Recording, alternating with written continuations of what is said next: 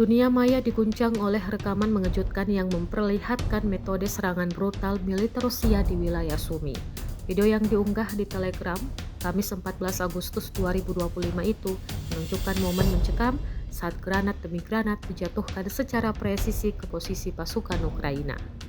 Serangan tersebut diduga dilakukan menggunakan drone kecil bersenjata yang menjatuhkan granat satu persatu ke titik-titik pertahanan lawan. Dalam tayangan video, ledakan-ledakan terjadi beruntut di sekitar parit dan posisi pasukan Ukraina yang tampak tidak menyadari ancaman dari udara hingga detik-detik terakhir. Taktik ini mencerminkan pendekatan baru yang semakin sering digunakan dalam perang modern.